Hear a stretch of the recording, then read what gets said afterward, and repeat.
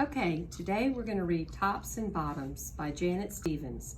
You've been growing your plants at home, so I thought this would be a good book to read. Let's see what happens to Bear and Rabbit.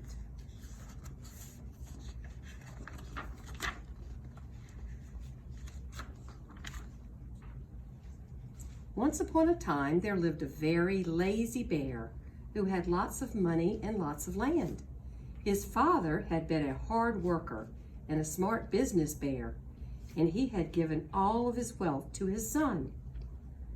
But all Bear wanted to do was sleep. Not far down the road lived a hare. Although Hare was very clever, he sometimes got in trouble. He had once owned land too, but now he had nothing. He had lost a risky bet with a tortoise and sold all of his land to Bear to pay off his debt.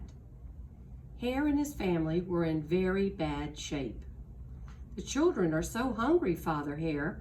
We must think of something," Mrs. Hare cried one day. So Hare and Mrs. Hare put their heads together and cooked up a plan. The next day, Hare hopped down the road to Bear's house. Bear, of course, was asleep. "Hello, Bear, wake up! It's your neighbor, Hare, and I have an idea." Bear opened one eye and grunted. "We can be business partners," Hare said. "All we need is this field right here in front of your house. I'll do the hard work of planting and harvesting, and we could split the profit right down the middle.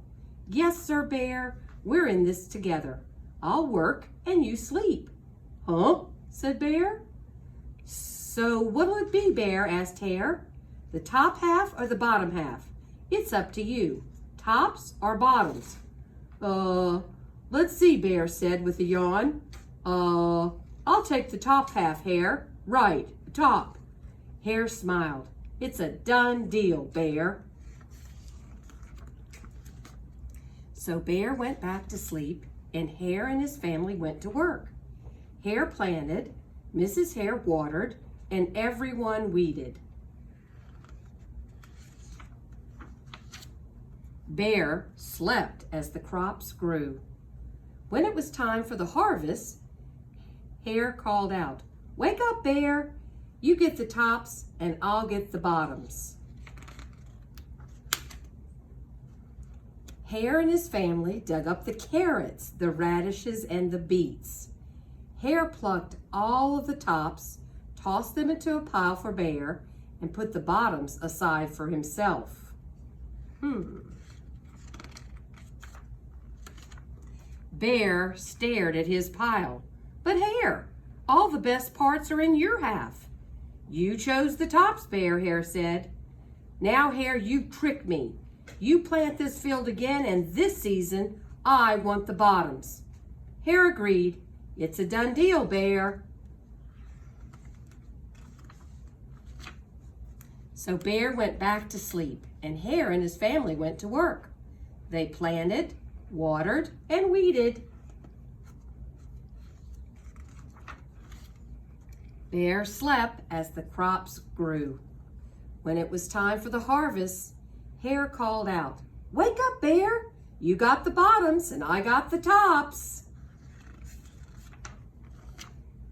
Hare and his family gathered up the lettuce, the broccoli, and the celery. Hare pulled off the bottoms for Bear and put the tops in his own pile.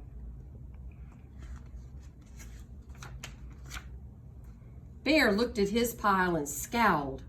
"Hare, you've cheated me again." "But Bear," Hare said, "you wanted the bottoms this time." Bear growled.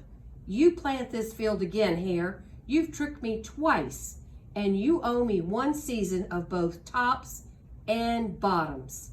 "You're right, poor old Bear," sighed Hare. "It's only fair that you get both tops and bottoms this time. It's a done deal, Bear."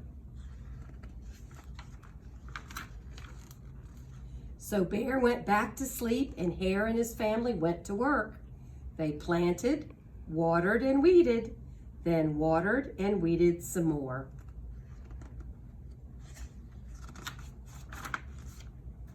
Bear slept as the crops grew.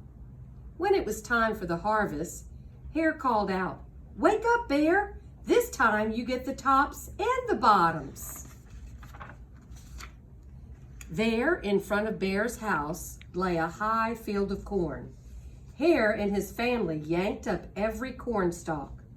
Hare tugged off the roots at the bottom and the tassels at the top and put them in a pile for Bear. Then he carefully collected the ears of corn in the middle and placed them in his own pile. Bear rubbed his eyes and watched. "See, Bear, you get the tops and the bottoms. I get the middles. Yes, sir, Bear, it's a done deal." By now, Bear was wide awake. "That's it, Hare," he hollered. "From now on, I'll plant my own crops and take the tops, bottoms, and middles." Hare and his family scooped up the corn and hopped down the road toward home. But Bear never again slept through a season of planting and harvesting. Hare bought back his land with the profit from the crops, and he and Mrs. Hare opened a vegetable stand. And although Hare and Bear learned to live happily as neighbors, they never became business partners again. The end. Hope you enjoyed it.